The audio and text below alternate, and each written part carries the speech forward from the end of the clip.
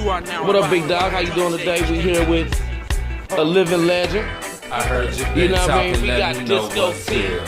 Talk amongst aka yourselves, Big Money, cause you know I'm Cincinnati good. veteran Walk rap down the artist. street, cause you know I'm here. It's the name of the street, sleep, yep, you know I'm here. I heard you been talking, let me know what's good. Talk amongst What you doing yourselves, today, cause brother? you know Ready to get your I'm hair cut? here. I already know Walk that. down the street, But I cause did you have a know couple I'm questions. hood. Hence the name of the street, sleep, cause you know I'm hood. What year do you remember that you came out with your first CD, or back in the day it was tapes? When did your first tape hit the street? Oh, that's been a long time, bro. Some of these folks wasn't born yet. Or they was in a shitty parent. For sure. It's been a long time. Living legend, like I said. Living legend, like I said. Don't remember. Most of y'all don't remember. 88.3. This was in the 80s. That's when Disco T. That was like 86. So I mean, it's been a long time. But we didn't have any money then. It was just on the radio. And the actual first CD came out 1998. No player head is allowed. Yeah, I remember that one, man. That was pretty live, man. I remember you had this song on there like, we from the Natty, bitch. Wasn't that you? You already know. Damn, man, that was live, man. They was playing that all over the city, man. With that project right there, since we skipping forward a little bit, man, what all happened with that, man? I know you was doing some things. Can you just tell us some of the things that you did start doing with that? Oh, no player head is allowed. We traveled. We did a lot of shows. We got some checks come in, so you know it was all good. It was good, and well, my part. I didn't do anything after that. I guess I was too busy in the streets though. Top moved down to Florida, but I continued and started doing solo projects after that. Like 2000, the Riot came out. I had Justice on These Streets, which was great. Justice on These Streets right after when the riot, after Timothy Thomas got killed, which is something we highly protested. But today, a black man's killed. They just he and protesting. But in 2001, we did something for this city, and it was nationwide.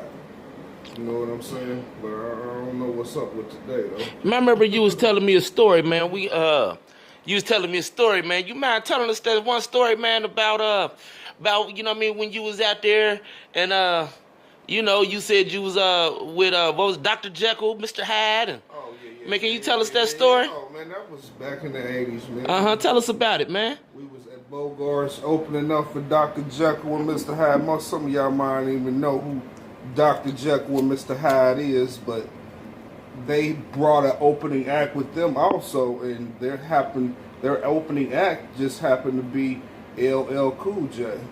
But they never let LL in the dressing room with them. They had his ass outside with us. And today, you never heard of Dr. Jekyll and Mr. Hyde, and look where LL Cool J is today. So just because you the low man on the totem pole, that show you don't never give up, because LL still doing his thing, and Dr. Jekyll and Hyde somewhere, they might be in a nursing home somewhere. So Right. Man, so can we expect to get at least one more single from you, just to let people know you still out here? Oh yeah. I'm working on something now, just because the young folks out here, you can't see me. That's what I'm saying. That's the single. You can't see me, coming soon. Right. Just to show youngins what it do, and I can still get with the times today. Right. We gonna wait for that. They gonna hear it. They gonna hear it. You know. Street Sleeper gonna bring it to them. Exclusive shit. Hell no, you can't see me. Right. All right. On another note, brother, man. You know what I mean. So we can go ahead and do what we need to do for the day. We just want to talk a little politics, man.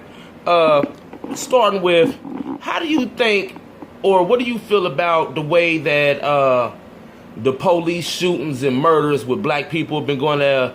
Like, just say recently here in Cincinnati, we going through it with the Ray Tensing and Sam DeBoe's case. What's your take on police and people relations as far as people of color? Oh, my intake is it's a setup. Joe Dieter set the black folks up. I don't really think Joe Dieter gives a damn.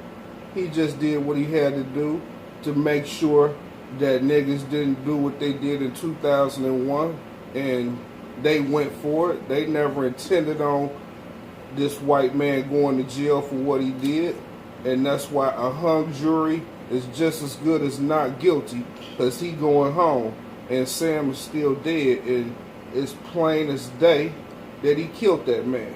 Right. But he get to go home. Right. And then they have to see if they're gonna try him again. Man, bullshit. Man, as an OG, man, how do you feel about the way the narrative is on, like you said, it was plain, they saw it on camera. How do you feel about the narrative that even though the people see something on camera, the police and authorities or whatever, they say something else, even though we see clear evidence of something else, but they say it's this, and then seems like, hate to be racist, but then it seems like say you get a jury of your peers, we don't get juries of our peers, they get juries of their peers. Just like Tensing had a jury of his peers, he had a hung jury. All right, do you think that if Ray would have had maybe some of his melanated peers, more of his melanated peers on his jury, that he would have maybe went to jail? I doubt it. They knew what they was doing from the beginning. They already knew what to do. They didn't intend on sending that man to jail. And the black man that could have been on the jury declined to be on the jury, which I have no understanding for. So, I mean, they just already knew it was a setup to go through the motions to let this man go home. Right. This is just another street nigga, another black man dead, which they really don't. I mean, they really don't care, but that's how it goes. So what you think about how they try to make us, how we see something and they tell us something else? Do you think there's anything that we could do about that to change the way that narrative is being brought to us? From an OG's perspective. Well, first of all, black folks need to stick together, which they don't. You gotta worry about a black man killing you before, except for the police, you gotta worry about another black man killing you before you gotta worry about a white man killing you. So black folks need to stop killing each other first, because they really take us as a joke when they just see us killing each other. So, I mean, why not? I mean, they're not worried about nothing when every time you turn on the news, when you see a crime, it's a black man killing a black man. Yeah. So that lessens your value right there. Would you say that may be just the narrative? Because they do make it seem like me and you could just go outside and die, when me and you both know actually that in Cincinnati anyway, we can almost go to any neighborhood and be safe. It depends on what you're doing. Now, we understand that, but say how most serial killers are white people, okay? The people that has been going in to shoot up schools and this, that, and the other, most of them have been white people. Right. And like you said, we need to stick together. What are some things that you think maybe we could do consciously as a people to say maybe change our situation? Well, like I said, we need to come together, stick together. Because if you just look around Cincinnati, the Arabs, they got stores, they stick together. Yes. The Chinese, they got the little nail game on lock. They stick together. Yeah. You even got the Africans that come over here, they drive cabs and shit, they stick together. But the African Americans, there's no unity. Just like in the rap game, we can be like Atlanta. There's this much talent here that there is in Atlanta. Okay, you say that. Do you think that maybe there could be some throwback slavery stuff because we actually don't know who we are as a people? Like, you know what I mean? Like, maybe you think that might be some of the reason that we might not be sticking together as we should, because some, like, like, we people running around with names like Brown, Black, you know, Johnson, this, that, and the other. When, like you said, we are African Americans, we don't even know our last name or who we are. Do you think that maybe if possible, one day in the future, if we could come up with a name for ourselves, you think that might be able to help it if we were even to be able to have a sit down and come to an agreement? Oh yeah, that would be great. I hope I live to see that day happen. But at least I live to see a black president and his going out party, man. That was man, you'll never see another president with style and rhythm like that ever. Right. So cherish that, because it'll never happen again. They gonna make sure it gonna happen. They said we already had a nigga. We ain't gonna let no woman. That's why we got Trump. So okay, and we gonna leave it at this today, man.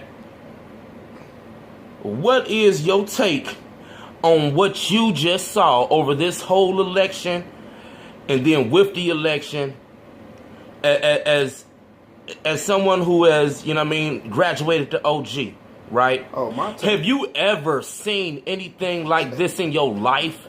Never, but it shows you that money can buy you anything on this earth. Because I swear, I do not believe Donald Trump won that shit fair. He's worth billions, and it's too many people protesting. And if you protesting and didn't vote, I mean, I don't understand where all these people came. But Trump's got money, no political experience, but he is the president of the United States. Right. So I have no understanding for that. I'll never understand it. But money on the earth, money buy you anything, but you can't die with that money. That money staying here when you dead. But on earth, you can get anything you want if you got some money. And Trump just proved that shit. Money gets you anything. Would you have any advice for any up-and-coming young entrepreneurs, rappers, artists? Would you have anything to leave this video with? Any advice for anybody trying to just succeed? Oh, baby, stick to your guns. It don't take much. Where you go spend your most money at is studio time. If you can build your own studio, do it. Because studio time will cost you much, and it's the business aspect that gets you paid. Because I know some rappers that you never heard of that's getting money. You never have her. Internet is deadly today. So if you have to, you can get your graphics done, get your CDs burnt. They can look professional. And you got to get out on these streets and get you $5. Get you $5 2,000 times. You do the math, and that's how much money you go make. But you got to get out here, do the work, pull up anywhere, pull up to different cities, get you a car, pull up, get you $5. I mean, anything can happen at that point. You got to get out here and do the work, though. It ain't gonna come to you. P did it with 10,000, and look where he's sitting at now. Get out here and put in the work. Never give up on your dream, because anything is possible. Somebody got to get rich.